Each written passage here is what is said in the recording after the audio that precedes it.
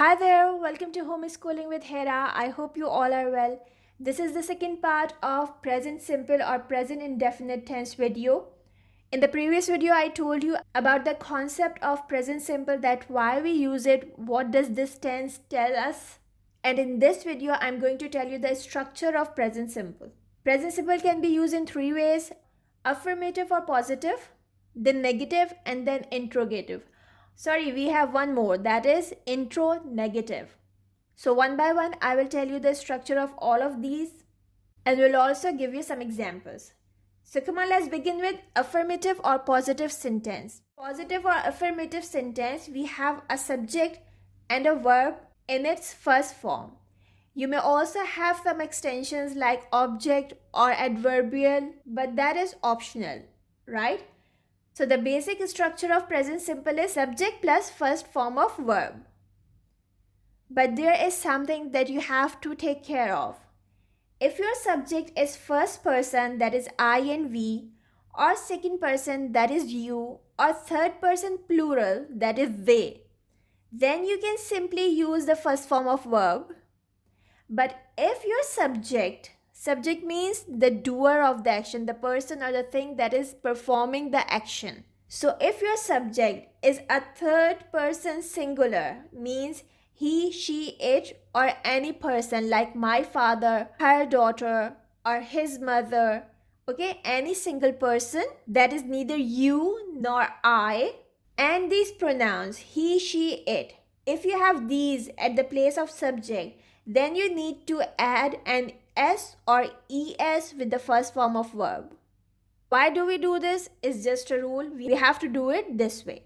Now let's see a few examples. I drink water. In this, I is a subject, drink is a verb, the first form of verb, and water is an object, and it's optional. I can even use here juice, or even I can just stop the sentence here, I drink. Like if somebody asks me, do you drink juice? So I will say, yes, I drink. Got it? Second example is, she reads storybooks.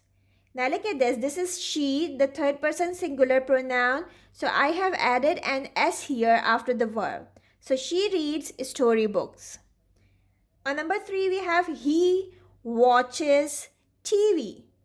Now here we have watch as a verb. Again, because this is third person singular, so we will put es after the verb watch.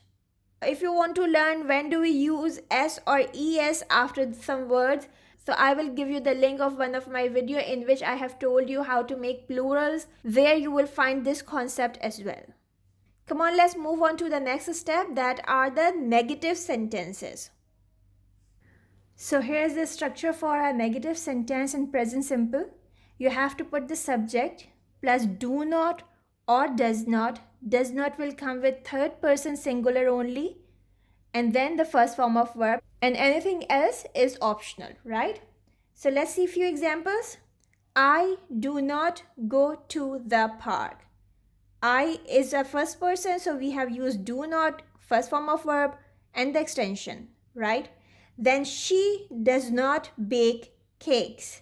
Now please look at here. Because we have used does not with third person singular, so now we are not going to put any s or es after the verb, because the s or es of the verb has shifted to do and it has become does, right? So do not use s or es in verb when you are using does in a sentence, right? Let's see the third example. It is his father does not drive a car. Now let's look at this. His father. It's again a third person and it is also singular, right? So with third person singular, we shall use does not, first form of verb, and the rest is extension. Got it? So here we have the structure of interrogative of present simple or present indefinite tense. Interrogative means you are asking a question, right? So for this, we need to put do or does at the beginning of the sentence, then the subject, then the verb, obviously the first form, then object or extension, and a question mark. This is a must. So let's see the first example. Do you play cricket? Do, you is the subject, play is a verb, and cricket is the object. And I have put a question mark over here. Second is, does your brother work here? Does your brother, because your brother is a third person and it's singular, so we have put does over here. Does your brother work here? And we haven't put the s or es with work because we already have added it with does. Number 3 is, do they sing well? Now here we have used do because they is third person plural. And with third person plural, we need to use do. Then we have the first form of verb again, and then it's an adverbial, a word that is defining verb. Now it's the turn of the last structure, that is interrogative. So come on, let's see how do we make that. So here we have the interrogative structure. These sentences are often used for confirmation. So you will start with don't or doesn't. Don't will come with everything except third person singular, and doesn't will come with only third person singular. Got it? Don't or doesn't plus subject plus verb, the first form obviously, then the object or extension, and a question mark at the end because it's interrogative, right? Let's see a few examples. Don't you like music? Then we have, doesn't he live with you? And then, don't they play football? All these sentences are giving you the sense that somebody is asking for confirmation, right? Don't you like music? It means that he has a doubt. Got it?